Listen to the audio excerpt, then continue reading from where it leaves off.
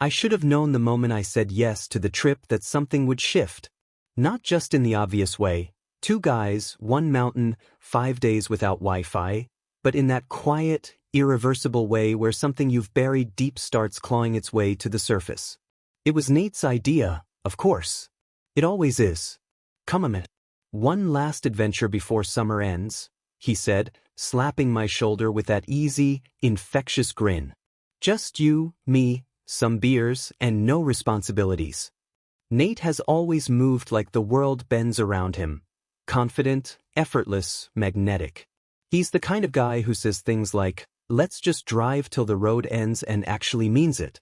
I, on the other hand, am more of a "let's check the forecast and pack an extra phone charger" type. But I followed him anyway. Always do.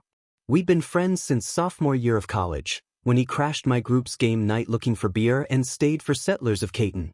Ever since, we'd had this rhythm: late night talks, road trips, shared playlists. Nothing that crossed a line, but enough to haunt the edges of my thoughts. Like the time he fell asleep on my shoulder during a 10-hour bus ride and I didn't move the entire time. Or how he always calls me kid, even though we're the same age, with this stupidly soft tone like he knows exactly how it makes me feel. Now we're heading up into the Rockies with packs full of dehydrated food, a 2-person tent, and a shared Spotify playlist we made the night before. The air's thinner already, cooler too, biting a little as we step out of his Jeep and stretch under the late August sky. I steal a glance at him as he shrugs on his backpack, his curls messy under his beanie, his smile crooked and familiar. "Ready to disconnect from reality?" he says, nudging me with his elbow. I laugh, but it sticks in my throat. Sure. Let's go get lost. What I don't say is that I already feel lost, have felt that way around him for a long time. That maybe this trip isn't about escaping the world. Maybe it's about finally facing something I've spent years trying not to name. And maybe, just maybe, he's not as far away as I think. Nate and I met in the most unremarkable way possible. He spilled lukewarm coffee on my stats notebook in the campus library and offered to buy me a replacement with a grin too casual to be properly apologetic. "You're lucky I like math," I'd muttered, blotting at the stain while he sat across from me like we were already friends. "No, you're lucky I like guys who like math," he shot back. Then he winked. Winked. And just like that, I couldn't tell if he was joking or just had a weird sense of humor. That was 3 years ago.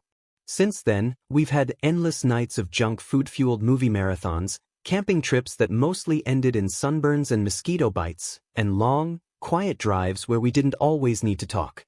I don't know when I started noticing the little things, like how he taps the steering wheel to the beat of his favorite songs, or how he always brings me back peanut M&Ms from the gas station without asking. Things that aren't romantic on their own. Things I probably wouldn't notice if I didn't wish they meant more. Now, as we hike through the dense pine forest, our boots crunching over dried needles and loose stone, that familiar comfort settles between us. "Do you remember the Grand Canyon trip?" Nate asks, smirking. "Do I remember you dropping your phone into the Colorado River?" "Vividly." "Hey, I was trying to get your stupid ass in frame. You told me to back up. I almost fell in. But it was a great photo, for the 2 seconds it existed." We both laugh, the kind that comes easy and loud, echoing against the trees. I glance sideways and catch his eyes already on me. He doesn't look away right away. Neither do I. Then he grins. "You were blushing, by the way, when I said I liked guys who like math." My heart stumbles. "Was not. We're two." I try to laugh it off, but there's a flutter in my chest that won't settle. The trail winds upward, and the air gets thinner with every step, but it's not the altitude that has my breathing tight. Around midday, we stop by a small stream to rest. I dip my hand in the water, letting the cold bite into my skin. Nate sits close, closer than he needs to. His knee bumps mine, but he doesn't moog it. "Hey, I've got bad news," he says, reaching into his pack. I raise an eyebrow. "What kind of bad news?" He pulls out a tangled mess of nylon and zippers. Turns out the sleeping bag I grabbed is singular. I stare at the clearly one-person sleeping bag, then back at him. "You brought one bag?" He shrugs sheepishly. "I thought it was the double one." "My bad." That's not even a real excuse, I mutter, though my stomach is already flipping. So what? You want to take turns freezing to death? Or, he says too casually, we share? For warmth. Purely survival, obviously. Obviously, I echo, trying not to sound like I'm choking on air. It's stupid.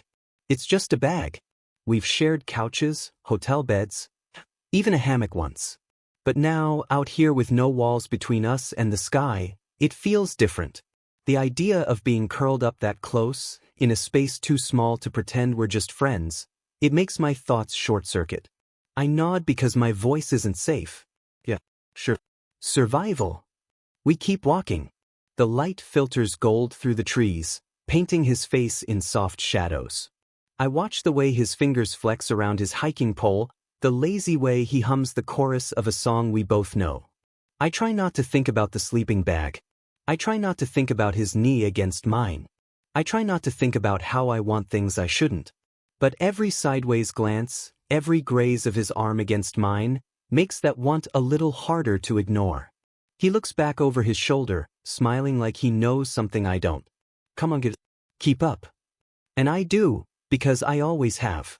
The storm rolled in faster than either of us expected.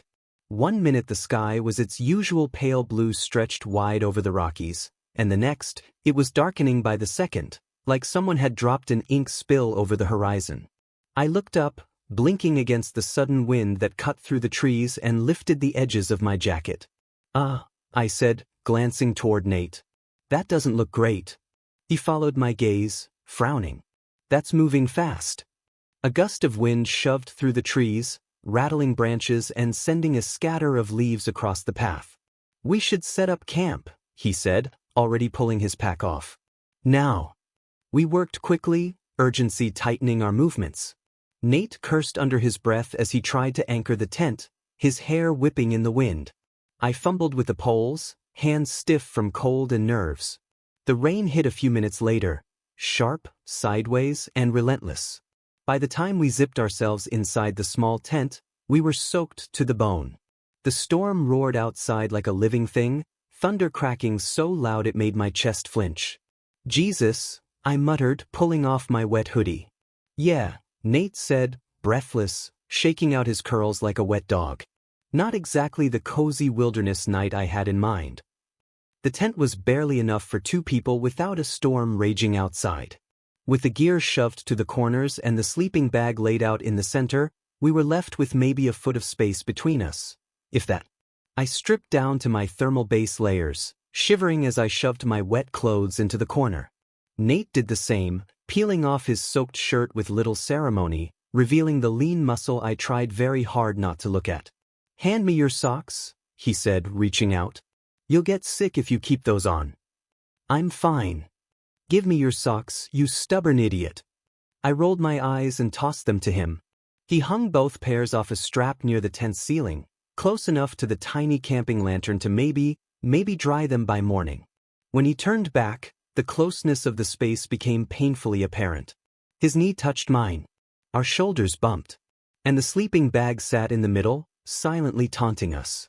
So, he said, his voice light like none of this was weird. Wanna pretend we're not about to snuggle like it's prom night?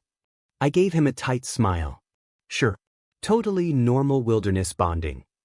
He unzipped the bag and slid in first, then held it open for me. I stared at it like it might swallow me whole. Then I climbed in, my body brushing his from shoulder to ankle. There was no space to pretend otherwise. No room for personal bubbles or safe distances. The warmth was instant and almost unbearable. Not from the sleeping bag. From him. His breath was soft against the side of my face, his thigh pressed fully against mine. I can scoot over, he said quietly. There's literally nowhere to go. A beat of silence. Rain drummed hard on the tent above us. Right? He said, voice softer now. Forgot how small this thing was. He chuckled under his breath. I didn't. I couldn't. I was trying too hard not to notice everything. His scent, pine soap, damp wool, the heat of his skin, the way his chest rose and fell in slow, even breaths. My heart was racing. Not the adrenaline kind. The I might say something I'll regret kind. He shifted slightly, adjusting the zipper, and his arm slid across my stomach. Casual, unthinking. I froze. Sorry, he mumbled. Didn't mean to. It's fine, I said too quickly. You're fine. But I wasn't. I was lying next to the guy I'd been trying not to fall for since college, and every inch of him was touching me. I could feel his breath warm against my jaw. And worse, he didn't seem uncomfortable. In fact, after a moment he relaxed fully into me, like it was the most natural thing in the world. His fingers brushed mine once. I didn't move them. Neither did he. He exhaled slowly. You ever think, he said, voice low and muffled by the sleeping bag, that maybe we're, like, a little too good at this? At what? You and me. I turned my head, heart hammering. What do you mean? I don't know. I've been on trips with other people. Guys I've known forever. And it's never felt like this. He swallowed. I don't mean the sleeping bag part. I stared at him, his face lit faintly by the dim lantern. There was a furrow in his brow, a hesitation in his voice I'd never heard before. I think about it sometimes, he added, quieter now. The way you look at me. My blood turned to static. What? I'm not stupid, man. He smiled faintly. I see it. I should have pulled away, laughed it off, changed the subject. But instead, I whispered, and how do I look at you? He met my eyes and for once, didn't look away. Like I'm something you're afraid to touch. A silence settled, heavier than the storm outside. He didn't sound cruel or mocking, just honest. I didn't know what to say. My throat was too tight, so I stayed still. And I let my hand find his under the sleeping bag, my fingers curling, carefully, gently, around his. He didn't pull away. Instead, he squeezed back. Just once. A small, quiet answer to a question I'd never dared to ask. It was some time past midnight, though I'd long given up checking the time. The storm had faded into a dull patter, like nature itself had tired of trying to break us apart. The lantern above us had gone dim, its batteries sputtering out until only the silver glow of the moon lit the tent walls. But neither of us had moved. We were still lying side by side in the sleeping bag, our legs tangled more out of necessity than comfort, but it had become something else now. Something charged. Delicate. His fingers were still curled loosely around mine beneath the fabric, a tiny connection that felt louder than the thunder had. I wasn't sleeping. Nate wasn't either. I could hear his breathing shift when I shifted, feel the way his fingers flexed ever so slightly when mine did. And though he'd said nothing since that last whispered sentence, like I'm something you're afraid to touch, the silence was no longer empty. It was filled with unsaid things stretching taut between us. I swallowed. My throat was dry. Nate, I said softly. He turned his head, cheek brushing the fabric of the sleeping bag. Yeah. I'm not afraid to touch you. He didn't respond right away. Then, after a beat, he said, but you hold back. Around me. I laughed under my breath, tired and a little bitter. Because I'm terrified. Of what? Of ruining this, I whispered. Of ruining you. He shifted closer without hesitation, our foreheads nearly touching now. I could see the moonlight catch the edge of his lashes. You really think that little of me? He murmured. No, I shook my head. I think everything of you. That's the problem. He stared at me for a long time, the air thick between us. I felt my chest tighten. I didn't mean to feel this way, I continued. It wasn't on purpose. I didn't, God, Nate, I never wanted to fall for someone who'd never be able to fall back. His brow furrowed, soft confusion washing over his face. You think I can't? I blinked. You've only ever dated girls, Nate. He gave me a lopsided smile that didn't quite reach his eyes. And I've only ever known how to want things I thought I was allowed to want. That sentence landed like a stone in my gut. I didn't know, he went on, voice trembling now. I didn't even know what it was at first. Just that I felt better around you. That I noticed things about you I didn't notice about anyone else. The way your mouth twitches when you're holding back a joke. The way you chew your lip when you're nervous. That look you get when you think I'm not paying attention. He trailed off. I was holding my breath. I didn't know what it meant, he whispered. But I think I do now. My heart was pounding so loud it felt like it filled the tent. Nate, I want you to touch me, he said, barely audible. Not because you're afraid, but because you want to. I didn't move at first. I couldn't. My body felt caught between fear and hope. Then, slowly I brought my hand up to his cheek, cupping it gently. His eyes fluttered closed at the contact. He leaned into it. This is going to change everything, I murmured. I hope so. I let out a shaky breath. My thumb brushed his skin, warm, slightly rough from the sun and wind. He looked at me then, eyes wide and open, vulnerable in a way I'd never seen before. There was no playfulness now. No deflection. Just him, stripped bare and honest. I'm scared, I admitted. Me too, he said. But I don't want to wonder anymore. And then he kissed me. It wasn't perfect or poetic. It was hesitant, a little clumsy, like we were learning a language we hadn't dared to speak before. But it was real. His lips were soft and warm and familiar in a brand new way. I kissed him back, slowly, reverently, like I was afraid he might disappear if I moved too fast. His hand slid to the back of my neck, fingers tangling in my hair, pulling me closer. I made a soft sound in the back of my throat, something between a gasp and a laugh, and felt him smile against my mouth. When we finally pulled apart, I kept my forehead pressed to his. Our breathing was shallow. Our fingers were still linked beneath the sleeping bag. Okay, he said, voice rough. Yeah. That answers a lot. I let out a laugh, soft, giddy. You think? I've been trying not to feel this for a long time, he said.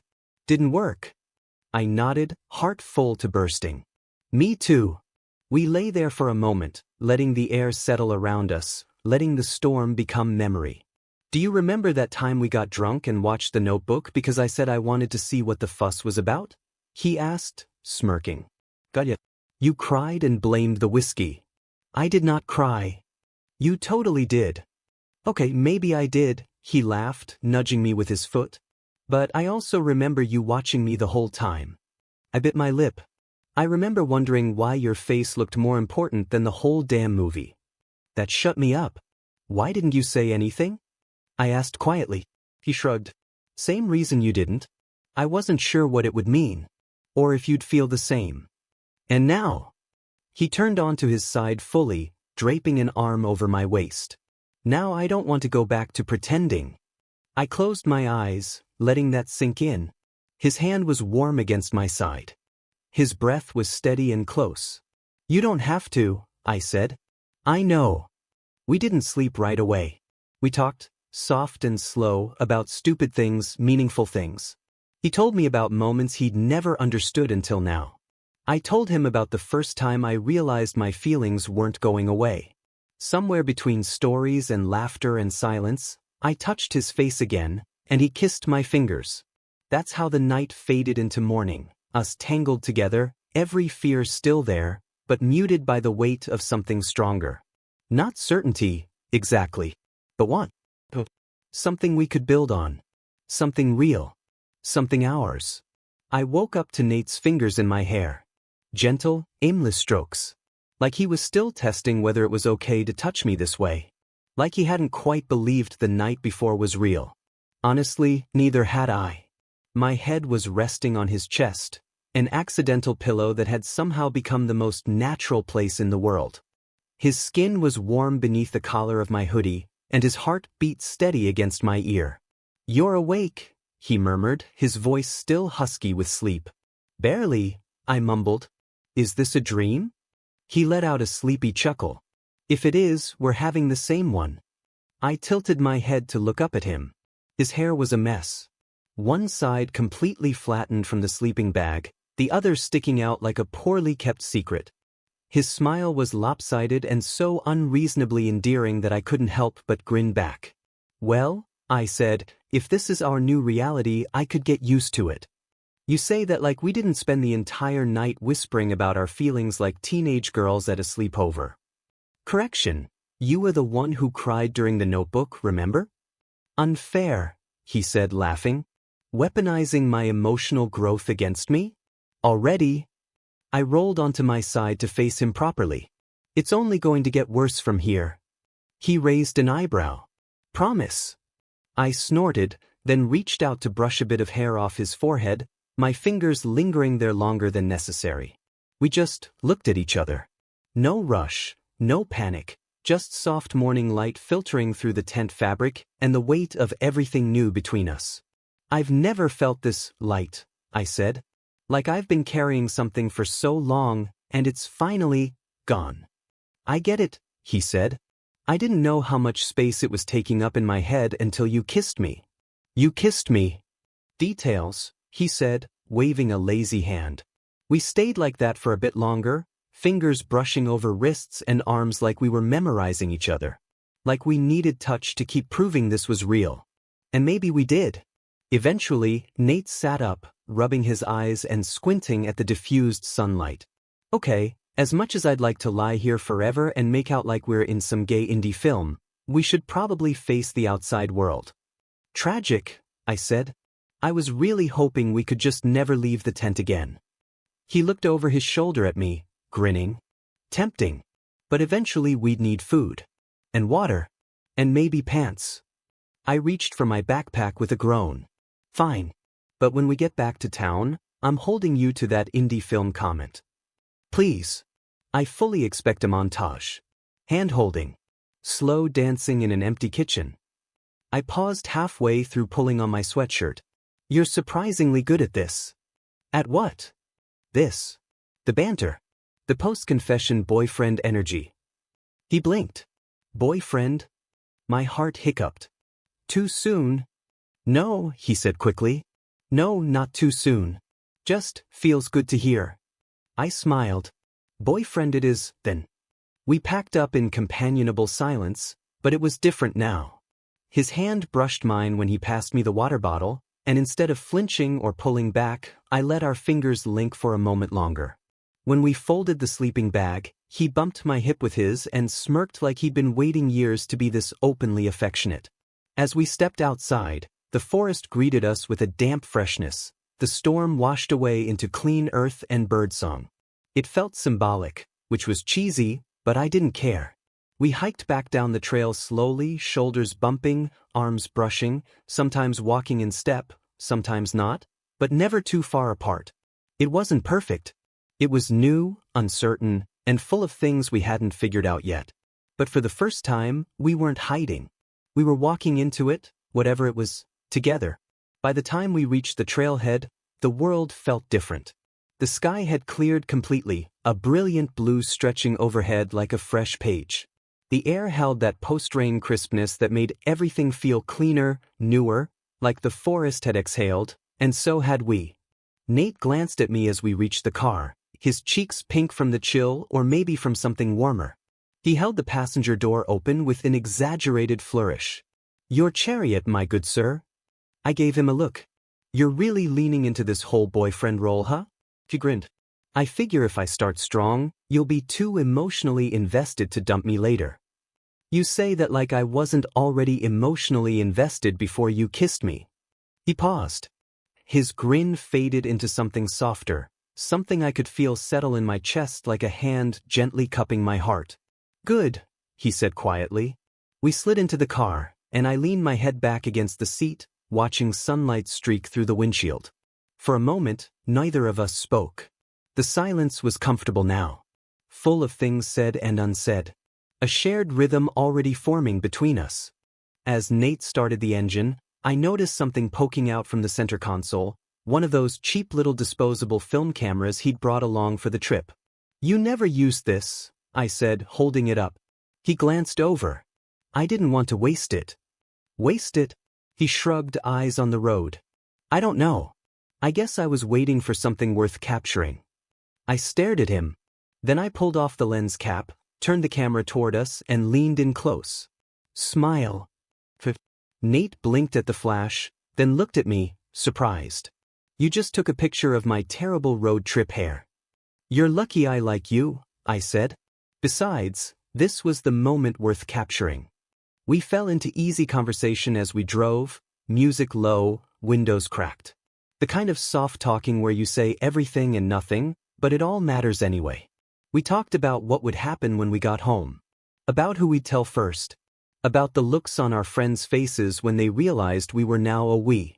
There were nerve-sure questions we didn't have answers for.